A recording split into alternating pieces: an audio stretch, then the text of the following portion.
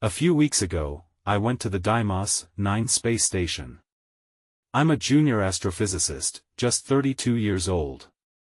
I thought this mission would be a big boost for my career. But honestly, I was nervous about being out there. The station looked abandoned. Its exterior was scratched and dirty. I could hardly believe people once worked there.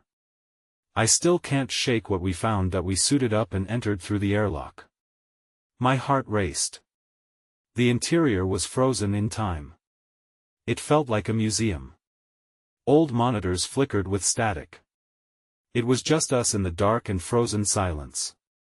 My mix of excitement and dread didn't help. I pushed it down as we moved inside. We roamed the hallways, searching for clues about what happened. Then we found an airlock that shouldn't have been open. I couldn't believe my eyes. We stepped inside and saw footprints on the floor. They looked fresh. Desperate thoughts raced through my mind. I told the others what I thought. A part of me hoped it wasn't true. As we ventured deeper, my equipment began to glitch. Instruments buzzed wildly, and the lights flickered above. Shadows danced. I heard something too. Whispers. Not real voices, but echoes. They felt like they came from everywhere. I stopped to catch my breath, but then I hear them again. I couldn't shake the feeling we weren't alone. I glanced over my shoulder, but nobody was there. The tension climbed. Suddenly, we heard a distress signal blaring from the speakers. It was garbled and distorted, sounding like it came from nowhere. We couldn't trace its origin. I felt a chill run down my spine. What if someone needs help? I asked. My heart pounded. The others shrugged it off, but I was scared. We felt unprepared. We stumbled across personal belongings, a child's teddy bear, a coffee cup with familiar stains, and a journal with a name that stuck in my mind. It was written long after the station had been abandoned. I shivered. Who lived here? My instinct screamed we needed to leave. But we pushed on, driven by our fear and curiosity. As we shared uneasy glances, the whispers grew louder. Were they mocking us? I felt dread settle in my bones. Are we safe? I asked. My voice trembled. I didn't know if we were the hunters or the hunted. Then a door suddenly slammed shut behind us. I whipped around. There was nobody there, just darkness and silence. Something was out there. Panic bubbled up inside me.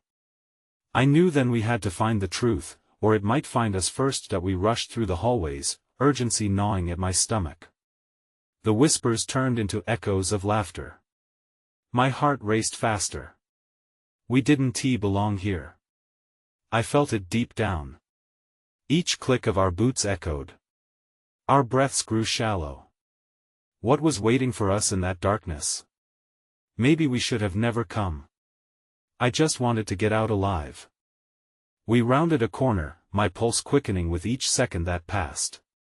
The air felt thin, almost electric, and I sensed something was shifting around us. I glanced at my colleagues. Their faces were pale, uncertainty written all over them. We needed to regroup. Let us head back to the main control area, I suggested, trying to sound brave. We might find a way to send a response to that distress signal. They nodded, but their eyes betrayed their fear. As we walked, I took note of the eerie stillness.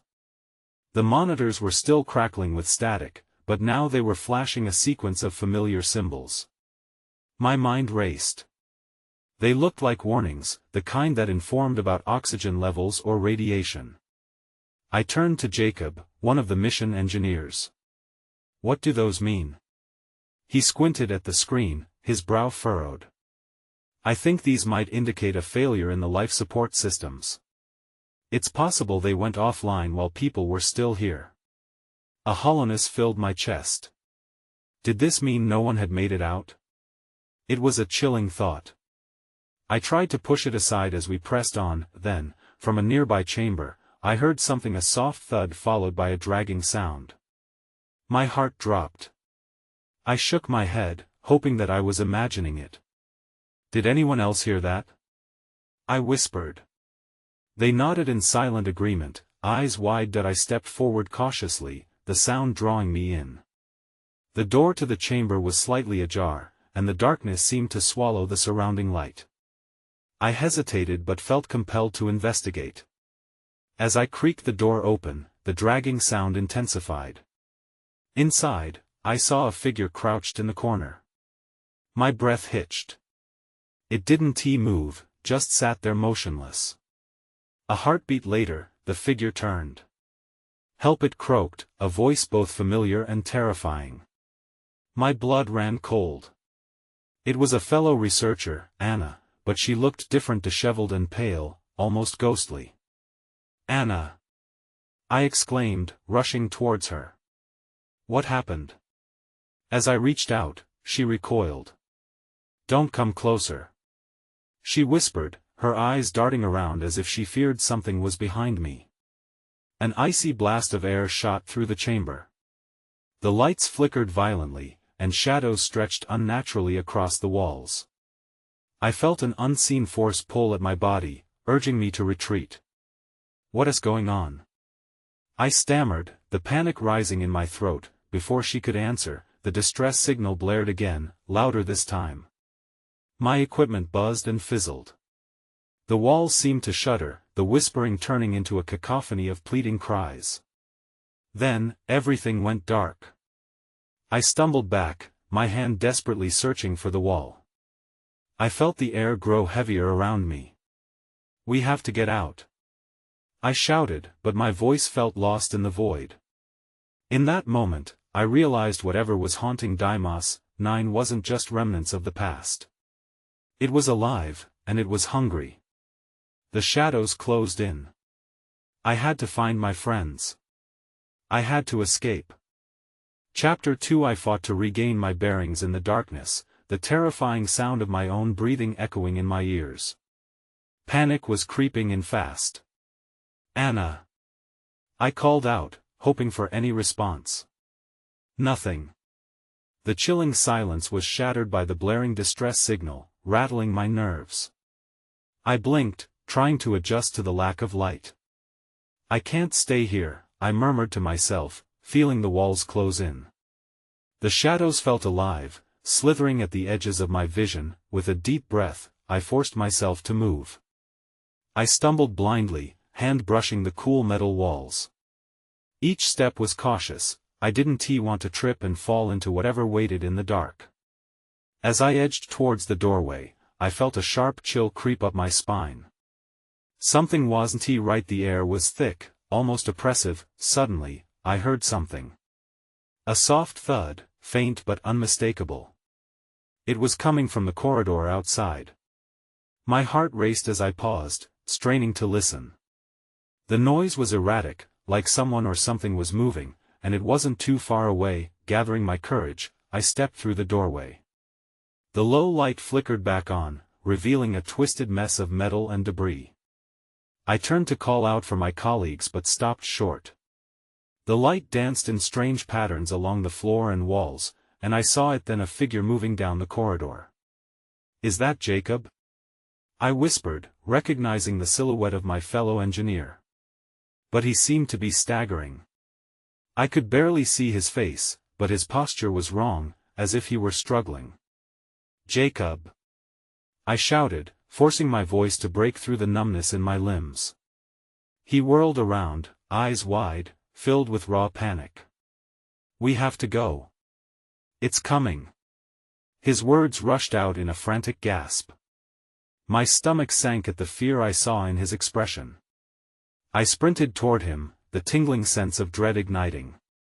"What do you mean? What's coming?" Before he could answer, the lights flickered again, more violently this time. The entire corridor seemed to tremble. I looked over Jacob's shoulder and saw a dark shadow sliding along the wall, creeping forward like a nightmare gaining shape. I froze. "Run!" I shouted, but he was already moving, pulling me with him. We darted past the reception area, heart pounding, adrenaline coursing through my veins. As we turned another corner, I caught sight of Emily, another crew member. She stood frozen, eyes wide with terror.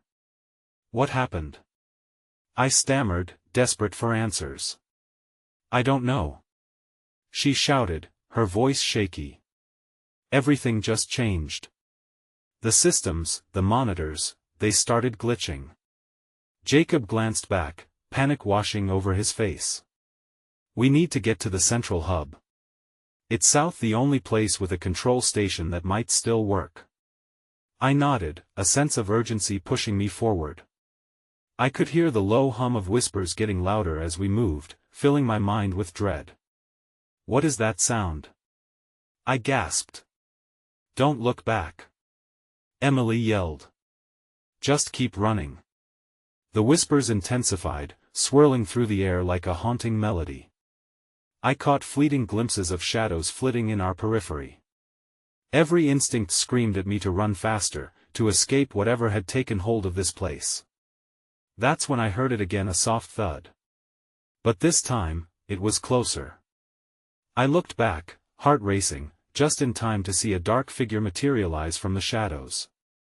My breath caught in my throat. We're not alone, I whispered. A sickening wave of terror washed over me. We had to find a way out, and quick. Behind us, whatever it was drew nearer, and I felt its icy presence brushing against my skin. I steeled myself and ran faster. I had to keep my friends safe. We had to survive. Chapter 3. The central hub lay just ahead, but each step felt heavier, like the air was thickening around us.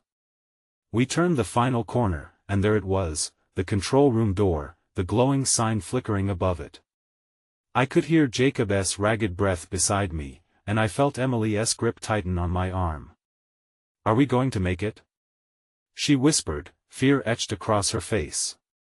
I couldn't answer. The whispers had turned into a cacophony, pressing against my ears, wrapping around my mind. We have to keep moving, I urged, pushing the door open and stepping inside. The room was a mess. Monitors flickered erratically, displaying static mixed with bursts of images. Papers were strewn across the floor, as if someone had been in a hurry to leave. Jacob rushed to one of the consoles, fingers flying over the controls, but nothing seemed to respond. Come on, please work. He begged the machinery, panic creeping into his voice that I turned away, scanning the perimeter. I could sense that thing, whatever it was gaining on us, but it was more than just that. An unsettling presence thickened the room, sending shivers down my spine. I stepped closer to a monitor. Look at this, I said, pointing at the screen. It flickered back to life, showing a recording from earlier that day. A team member, Dave, was speaking into a camera, face flushed. We've just received strange signals from the lower decks. We need to investigate. The footage cut off suddenly, replaced by static. Dave? I murmured, my heart twisting. He was missing. It's like he knew something was wrong, Jacob said, glancing up from his frantic typing. His face was pale. Why didn't we see this before? Because we were too busy with our own projects, Emily replied, eyes darting around the room, still on high alert. Suddenly, alarms blared, cutting through the rising tension. A red light bathed the room in a bloody hue. What just happened? I shouted, trying to be heard over the sirens. I don't know. Jacob yelled, slamming a fist on the console. The system's gone haywire. Then everything went dark. The lights flickered out, plunging us into shadows once more. The only sound was the frantic beeping of the monitors. My heart sank. Are you kidding me? Emily muttered, fighting to keep her voice steady. Just then, I heard a clang coming from the door behind us, followed by hurried footsteps. It's here. I gasped, my body freezing in place. The door shook, rattled by something trying to break in. We need to block it. Jacob shouted as he pushed a heavy desk against the door. I joined him, adrenaline igniting my movements. What's trying to get in? I panted, more to myself than anyone else. Before I could get an answer, the door burst open with a violent crash. The figure swarmed into the room, shrouded in darkness, masked by the chaos. Shadows poured out like smoke, angry and alive. "We're trapped." Emily gasped, her voice barely a whisper, then everything shifted. I felt a pull, powerful and cold, drawing me toward the figure. I fought against it, but something compelled me to move closer. In that moment, I saw a face beneath the shadows, a twisted, familiar visage that sent chills racing down my spine. "Anna," it hissed, "you shouldn't have come here." My mind reeled. Who was it? How did it know my name? I stumbled back, dread wrapping around me like a wet blanket. I had to escape. There was no time to waste. I pushed past Jacob and Emily, determination surging within me. The control room was no longer a sanctuary, it was a prison. I lunged for the other exit, but before I could reach the door, the darkness surged, blocking my path. Panic surged as I realized I was not just fighting for my life but the lives of my friends as well. "We have to go now," I cried, desperation bleeding into my voice. Then I felt it, a hand, cold and grasping, around my ankle, dragging me back into the abyss. My scream cut through the air, echoing into the night. Somewhere in the chaos, I felt the shadows close in as the whispers grew louder, drowning out my thoughts. I couldn't let them take me. But the fight had only just begun. Chapter 4. The grip around my ankle tightened and I yanked my leg free, stumbling backward. I could hear Emily scream, but her voice was drowned out by the buzz of static and the rampaging chaos in the room. Jacob was still by the console, desperately trying to make something work, but I knew we didn't have much time. "We have to get out of here," I shouted, urgency in my tone. I rushed to grab Emily's arm, pulling her towards me. "Come on." She looked at me wide-eyed, terror etched across her face, but before I could say anything else, the darkness released a chilling laugh that sent shivers down my spine. It reverberated off the walls, a cold echo signaling that it was close, too close. Jacob finally turned away from the console, panic-stricken. "The exit won't hold. We need a plan." My mind raced. We were trapped, surrounded by shadows that whispered my name. "What do we do?" I asked, the words spilling out in desperation. "Follow me," he yelled, dashing towards a side door I hadn't noticed before. I hesitated for a split second. Would it lead to safety or deeper into danger? But I saw the flicker of dark smoke behind us. Without thinking, I nodded and we bolted for the door. Inside was a narrow corridor lit only by intermittent emergency lights. We hurried down the hall, the sounds of chaos fading behind us, but I could still feel the darkness lurking just out of sight. "Where do we go?" Emily panted, looking to Jacob for guidance. He scanned the walls, searching for signs. "There's a maintenance hatch down this way. If we can reach it, we might be able to." The lights flickered, and the shadows slithered around the hallway, and I felt fear clench my heart. "Hurry," I urged, pushing on, trying to ignore the chill crawling up my spine. We rounded a corner, and just ahead, I spotted the hatch. It was partially opened, a sliver of darkness beckoning us. "There." I pointed. Jacob reached it first, pulling it wider as I glanced behind us. I could have sworn I saw a figure in the shadows, its eyes glowing with malice. Panic clouded my thoughts. "Go. We need to go." Jacob wasted no time. He climbed in, with Emily following quickly behind. I was about to jump in when I heard the whisper again, wrapping around my thoughts. "Anna." I hesitated, confusion sapping my strength, but the moment didn't last. A shadow lunged from the corner, and I slipped into the hatch, slamming it shut behind me. Inside, pipes lined the walls, and the air was dank and stale. It was dark, but I could see faint red lights blinking in the distance. I took a deep breath, my heart racing. "Where are we?" I asked, my voice shaking. "I don't know," Jacob replied, his eyes darting around the cramped space. "But we can't stay here for long."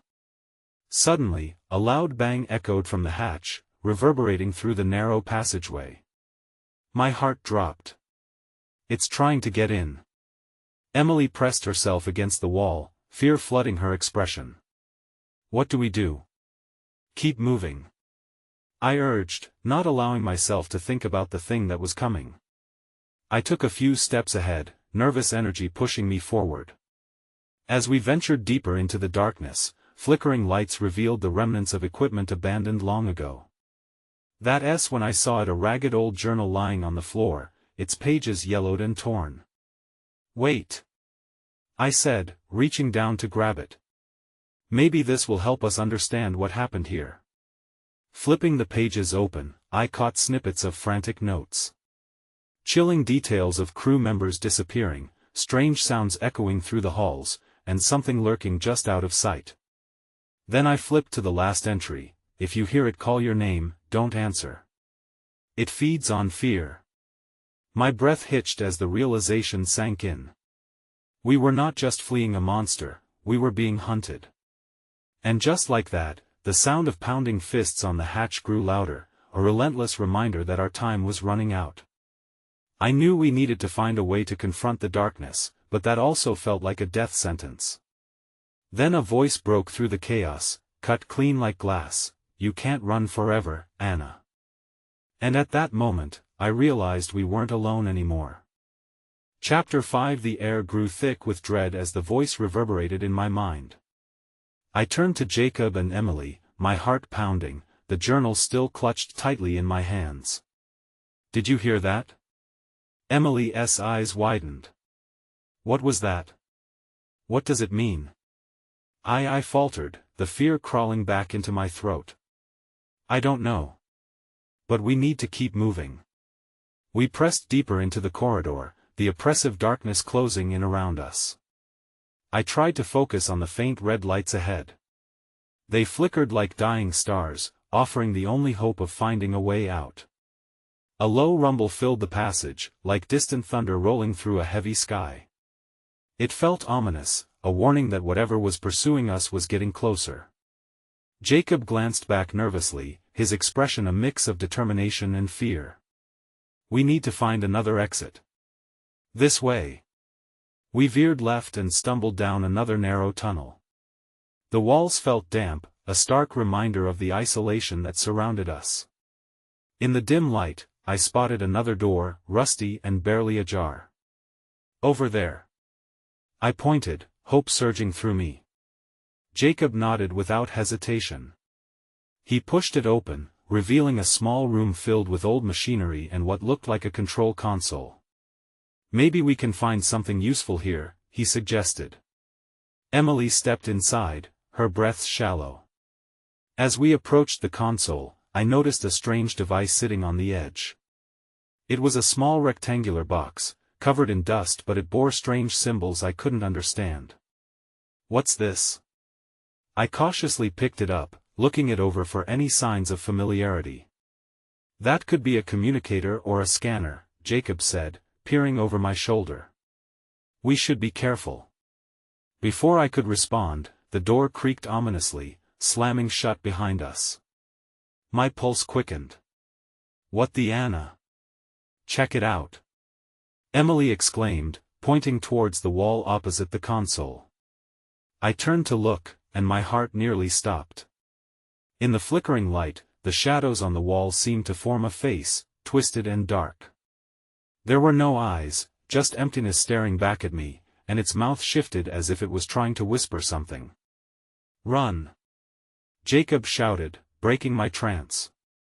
We hastily backed away from the wall, adrenaline fueling our escape. But just then, I noticed the box in my hand had come alive. Lights blinked in a frantic pattern, and a soft beeping noise filled the air. "Wait!" I yelled, trying to catch my breath. What if it's trying to warn us? The beeping intensified, while the shadow on the wall morphed into a swirling darkness, taking shape once more. You cannot escape. It growled, the voice echoing through the room in a twisted mockery. It feeds on fear, I whispered, recalling the journal's warning. I could feel my grip on the box tight. It was now or never. What if we use this device? Jacob cast a glance at me, uncertainty skimming his features. Do you think it will help? As if answering my question, the device buzzed louder, its lights reacting to the darkness swirling closer. My heart raced. Was it a weapon, a beacon? I had to find out. Let us try it. Suddenly, a loud crash shook the room, rattling the machinery. The shadows surged towards us. Now! I shouted, pressing a button on the device. God, I hoped I wasn't making a mistake. In that instant, everything changed. The shadows recoiled instead of advancing, screeching like banshees. As their cry surrounded us, another voice broke through the chaos, a different, desperate cry echoing from deeper within the station. And that voice didn't sound like mine. Chapter 6. The cry echoed again, more desperate this time. My heart raced as I turned toward the sound, which seemed to reverberate off the cold metal walls. Did you hear that? I asked breathlessly, my fingers instinctively tightening around the device. Emily nodded, her eyes wide. Who was that? We can't just leave. Maybe it's someone who needs help, Jacob suggested, glancing between us. But the fear in his voice belied his words. Or maybe it's a trick. No matter what it is, I said, we can't just ignore it. My curiosity was pulling me in, like a moth to a flame. The device hummed in my hands, the lights flashing again. I could feel its energy, pulsing gently as if it were responding to our uncertainty. Maybe it can lead us, I said as a plan formed. Let us head toward the voice. We crept toward the narrow passageway at the back of the room, the echoes growing louder as we moved. The shadows writhed behind us, the darkness itself felt alive, waiting for the perfect moment to strike. As we entered the passage, the air grew colder. I shivered, goosebumps running down my arms. The beeping from the device shifted, becoming steadier, almost rhythmic. I focused on its lights, hoping they would guide us. Do you think it would work against whatever is chasing us? Jacob asked, nervously glancing over his shoulder. I hope so, I admitted, but I had no real answer. The uncertainty gnawed at me, and I could sense it affecting my companions too. The faint voice called again, a mix of fear and urgency. Help please, it was so close now. I rounded a corner, leading the way, and stopped short.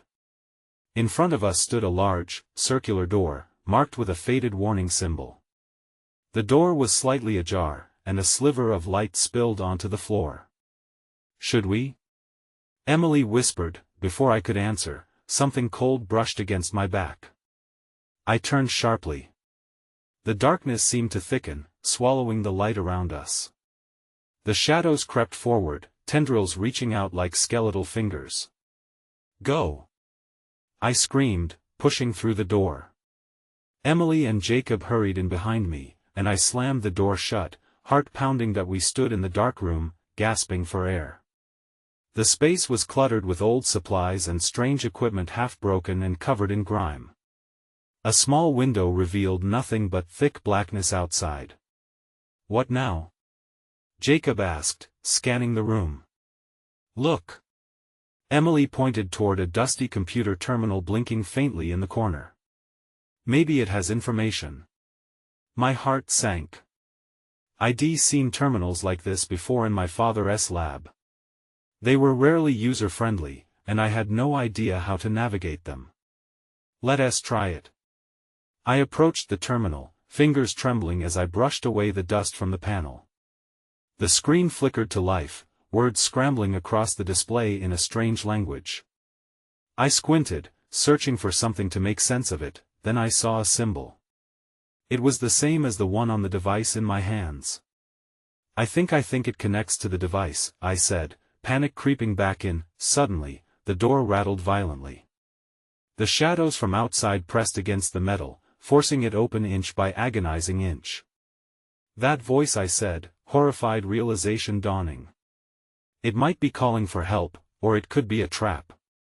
Then, out of the corner of my eye, I saw a figure moving in the dim light. That's when I realized, we were not alone. Chapter 7. My breath caught in my throat as the figure stepped into the weak light. It was a person, a man, haggard and wild-eyed. His clothes were torn, and dirt smudged his face. "Please," he rasped, struggling to catch his breath, "you need to help me." "Who are you?" I asked, trying to keep my voice steady. My instinct screamed at me to run, but curiosity and a strange urge to help kept me rooted to the spot. His gaze darted nervously toward the door, then back at us. "They'll find you if you stay here. You can't trust the voice, it's a trap." "What voice?" Emily asked, her voice trembling slightly. "The one you heard," he shouted, eyes wide with panic. "It lured me in, and now I'm stuck. You have to go before it's too late." Jacob stepped closer. "What did you see out there? What's after you?"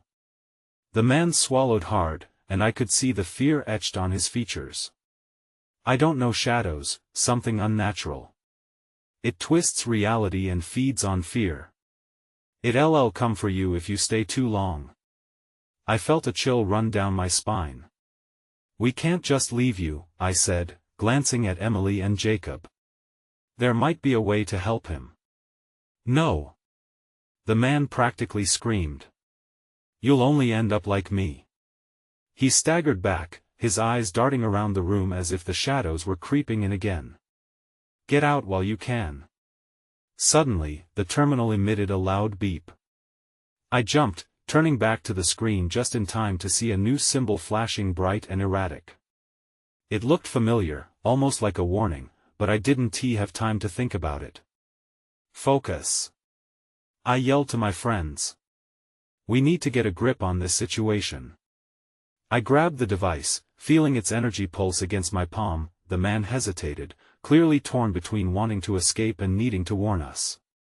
"It's coming," he whispered. Suddenly, the lights above us flickered, and I felt a rush of wind, as if something were trying to force its way through the walls. The shadows began to coalesce into shapes at the edges of the room. The darkness felt suffocating, pressing in on us. "Jacob, help me with this terminal," I commanded, my heart racing. I tapped on the screen, desperately trying to decipher the symbols. "Look out!" Jacob shouted, pointing toward the door. I turned just in time to see the figure of another man emerge from the shadow, his features obscured, but his intent clear. He raised a hand, and the darkness behind him twisted like a living thing, reaching for us. "Run!" I yelled, my voice barely above a whisper as panic surged through my veins. I grabbed Emily's hand. "Now!" The man looked back at us, hesitating, uncertainty flashing in his eyes. But I didn't have time to convince him. We shoved past him, racing for the door, adrenaline pushing us forward. But as we pushed it open, the shadows surged in like a tide, and I knew we'd just stepped into a nightmare. That's when everything erupted into chaos. Chapter 8. We stumbled into the corridor, breathless and disoriented. The air felt thick with dread, and the shadows pressed close as we sprinted down the narrow passage. I didn't look back. The need to escape consumed every thought in my mind. "Where do we go?" Emily gasped, her fear palpable. I could see her small frame quaking in the dim light. "Just keep running," I shouted back. Ahead, I spotted an open hatch. I pointed. "In there." We dashed toward it, the dark corridor stretching out behind us like a ravenous maw. I could almost hear the whispers rising, echoing in my mind as I pushed through the hatch, pulling Emily and Jacob inside. The space was cramped, cluttered with old equipment and debris. My heart raced as I shut the door behind us. I pressed my back against it, trying to catch my breath. "I don't think it can follow us in here," I said, though my voice trembled. I scanned the room, willing my mind to focus. Old screens flickered with static, and an eerie hum filled the air. What did that guy mean by the voice? Jacob asked, his brow furrowing. Is there really something here? I don't know, I admitted, wiping sweat from my brow. But it feels like more than just a warning. Something is definitely off about this place. Do you think we should try to leave? Emily asked, her voice barely above a whisper. Before I could answer, the lights flickered again, and the screen closest to us sparked to life. A symbol flashed on it, similar to the one we had seen before, but this time it was accompanied by a distorted voice. It churned through the static, making it hard to understand. Help trapped, the voice wavered, but I felt a pull toward it, something familiar and unsettling. No, don't listen. I snapped, feeling a flicker of the same panic that had seized the man earlier. Whatever that is, we can't trust it. But as I turned away, something caught my eye, a small box tucked underneath a console. It looked different from everything else, almost out of place. I couldn't resist the urge to investigate. What if there's something in there that can help us? Be careful. Jacob replied, his voice urgent. I knelt down and opened the box. Inside were drawings and sketches, disordered and chaotic. Some portrayed the same symbol from the screens, and others depicted creatures that hung in the shadows like the figure we had seen. A cold realization settled over me. They were illustrations of nightmares. Then everything changed again. The door rattled violently, shaking on its hinges. It's trying to get in. Emily screamed. We pushed against it, but it felt alive, almost as if it were twisting to break free. Look! Jacob shouted, pointing behind me. That's when I saw it, a shadow slipping through the cracks, creeping into the room toward us like a predator. My heart pounded wildly. We had to get out now. Run for the other exit. I shouted, all thoughts of the box forgotten. But before we could move, the shadow lunged. I braced for impact as everything went dark. Chapter 9. I stumbled through the thickening shadows, my heart pounding like a drum in my chest. My senses heightened, but I was blind, enveloped by the restraints of darkness. All I could perceive was the cold draft brushing my skin and the frantic murmurs that seemed to emanate from the very fabric of the space around me. The fear clawed at me. We were not just fleeing a force but were entwined in an intricate web of past anguish. Anna. Emily. Jacob. My voice pierced through the oppressive quiet as I called out for my friends, praying that they hadn't been lost amidst the chaos. I heard shuffling nearby, a flicker of hope igniting in my chest as I stumbled through the obscurity. Is anyone there? Over here. Emily's voice finally broke through the hush, raspy yet close. I'm here. I followed the sound and soon reached her, relief flooding over me as I felt warmth near her presence. She was shaking, looking haunted. Jacob? I asked, glancing around, still half expecting something to lunge from the shadows. He was right behind me, Emily replied, her voice barely a whisper. But when the darkness hit, I don't know where he went. A sinking dread settled in my stomach. We need to find him, I insisted, though a part of me hesitated. What if we stepped back into the net of horrors? But we had no other choice. We were not safe here. We extracted ourselves from the cramped space, inching forward as the shadows swirled in the dim light. The cacophony of whispers was growing louder again, almost musical, twisting their way into my thoughts as I tried to maintain my focus. Pressing on, we headed down the corridor, the unfamiliar surroundings filled with haunting remnants of lives once lived. Look! Emily gasped, pointing at a faint light flickering at the end of the corridor. It pulsed gently, a beacon in the darkness. That might lead to an escape, I suggested, trying to infuse some hope into the wavering silence. As we approached, the air grew colder, heavy with an unseen presence. The whispers morphed into a rhythmic chant, glowing around us, tugging at our minds, drowning out rational thought. Anna, it beckoned again, distorting into a tangled mess of echoes.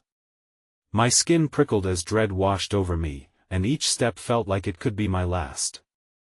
"Don't listen to it," Emily urged, grabbing my arm.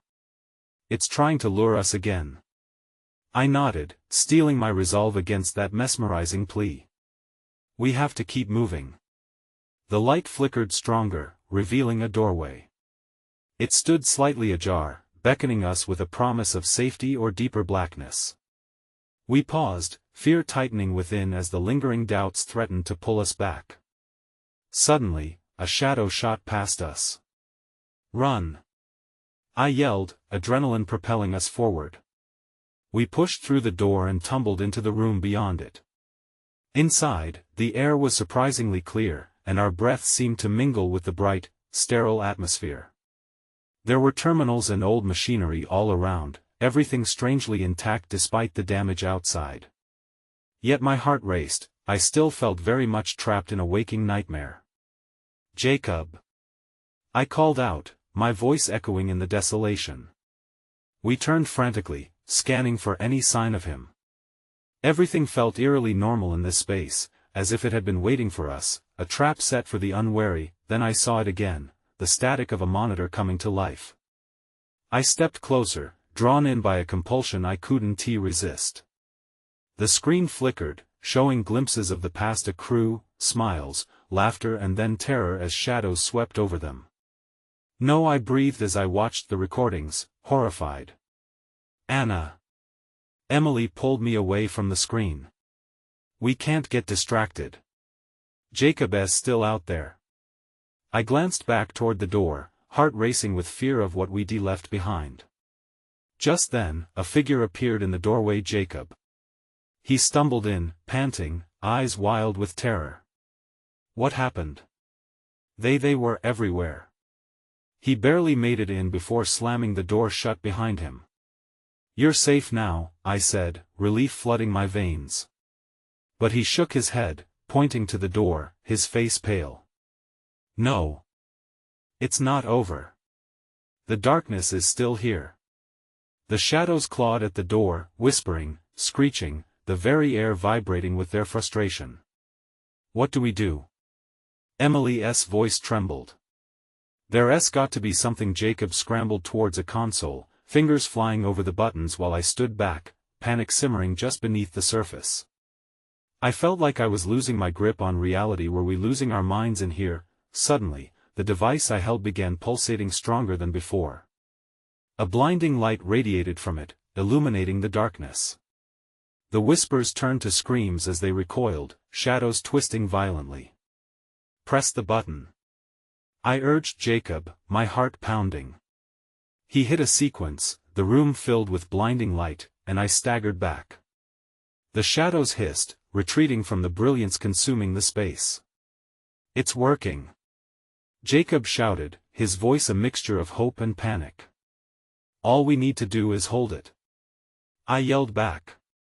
But the shadows crashed against the walls, creating an eerie tremor in the very fabric of reality. I could feel the presence, the force pulling me again, calling my name sweetly. "Don't listen!"